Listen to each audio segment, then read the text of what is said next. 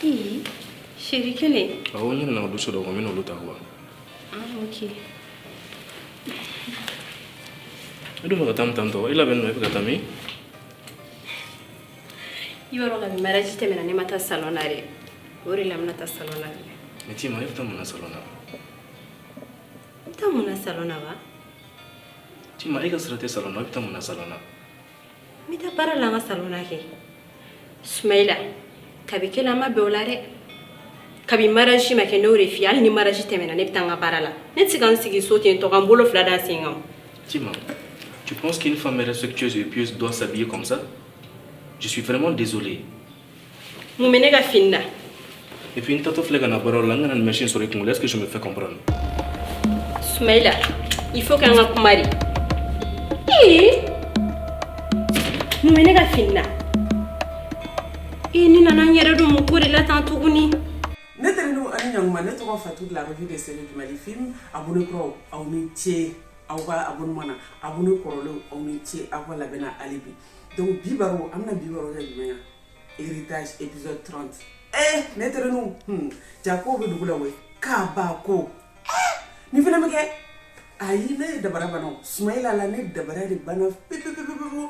Mun fana bɛ kɛ k'i dogo muso la. I jogo I yɛrɛ jogo ye mun ye mais ni sɔnni ka silamɛya ma ne yɛrɛ ta dɔn o dogo I tɛ mɔgɔ ɲini mɔgɔ min b'i ka silamɛya I ka diinɛ kɔnɔ ou bien mɔgɔ min bɛ nin ko sugu ninnu na mɔgɔ min bɛ se ka kun biri I tɛ t'o tigi ɲini directement donc mun de la I bɛ taa mɔgɔ ɲini mɔgɔ min tɛ ɲɔgɔn ɲɛ sira la quoi a t'i ka diinɛ kɔnɔ foyi mun de la ne yɛrɛ kɔni ma nin faamuya fewu ne tɛ mɔgɔ bɛ se ka nin fana kɛ pourquoi ko jumɛn na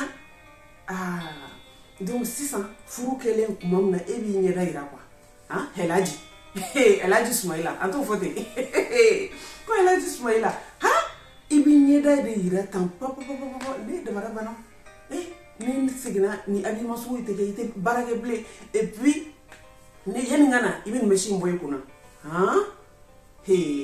pourtant mɔgɔw bɛ yen I ni mɔgɔ min ka diinɛ ye kelen mɔgɔ min I obligé ta k'a tigi forcer ka duni a diinɛ la ou bien ka habiller kuma mun I t'olu mɔgɔw ɲini directement ne kɔni ma nin faamuya dɛ nin comportement sugu ne ma nin faamuya fewu mais en tout cas an k'an sigi k'a tɔ lajɛ a ko bɛna kɛ cogo min na parce que épisode 31 32 mana bɔ Babemba la tɛna sigi k'o tɔ lajɛ parce que Tima kɔni ale ta in kɛra baara ye dɛ parce que ale famille Tijo ka famille na olu ma kɔlɔlɔ d'a kan denko in na or k'a nɔ tɛ donc sisan a nani yɛrɛ don ko a nani kun don ko wɛrɛ kɔnɔ mais ne yɛrɛ kɔni ne tɛ nu ne ko y'a fɔ yɛrɛ mun ko in teliyara parce que I tɛ mɔgɔ min dɔn tu vois déjà hali furu yɛrɛ kɔnɔ I ni mɔgɔ bɛ se ka san 10 san 20 kɛ ɲɔgɔn kan a ka kɛ cɛ ou bien muso dɛ aw tɛ ɲɔgɔn dɔn donc n'a fɔra sisan e ni cɛ ye tile fila nin kɛ ɲɔgɔn kan pour que I ka furu donc I donn'o furu la sanni I k'a ɲɛɲini donc est ce que Tijo tun bɛ ka nin yɔrɔ in de fɔ parce que Tijo ko k'i bɛna furu manamɔgɔ ma n t'a dɔn munna manamɔgɔ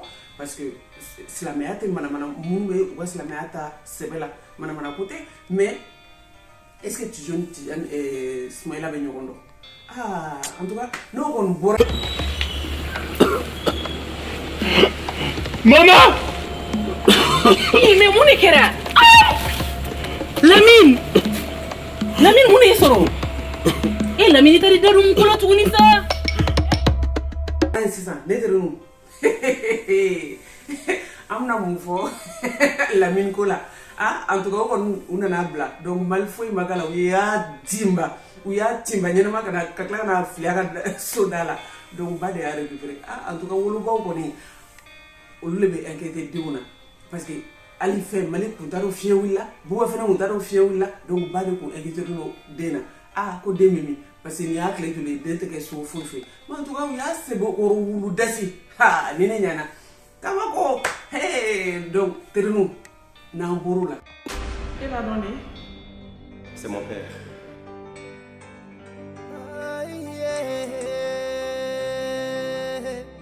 Parce que bana b'a fa la ale yɛrɛ bɛ se k'a lasɔrɔ bana ninnu an b'a wele ko hérédité don a bɛ komi ni diabète bɛ mɔgɔ la ou bien tension bɛ mɔgɔ la den bɛ se k'a lasɔrɔ cogo min na donc a kan tiɲɛ bɛ ka fɔ den. Docteur, s'il vous plaît, à fond exactement de quoi souffre mon père, s'il vous plaît. Monsieur Cheikh, bana min b'i fa la an b'a wele ko kadazili ye bana ye hérédité bana don.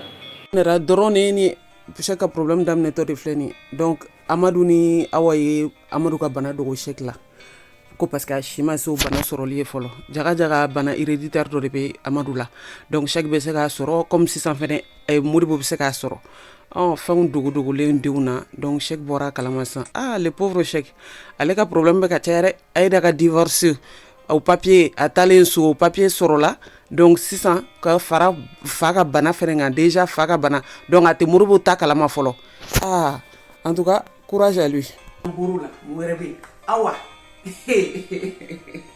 awa comme ça modibo ya yera la ko kale de donc 600 antna laje ni armée occupé chèque musogo la bien ana sigi peut-être abna ni chèque ko doni chèque musogo moni ntaro ale tamna ke to na ça mais je pense que comme mwerebe awa dans la monto et puis comme fin a to ko to flé no o fene mangene donc c'est ça a tché faire sogo ou paralyser là ou moitié paralyser là donc je pense que pour le moment va vouloir tché mangene c'est ça on y a beaucoup tché ga dendo be kenama donc et donc une fierté ta que et sunani farda et denkele au chèque que au de soro ité donc c'est ça amna c'est ko na ke to na donc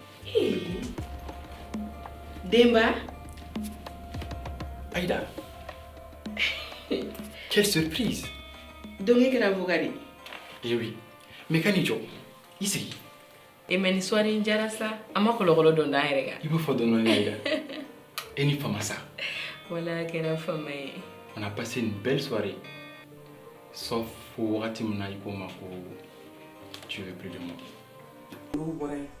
Aïda, comme la photo qu'on a interviewé la semaine passée, Aïda, le comportement il changera. Donc 600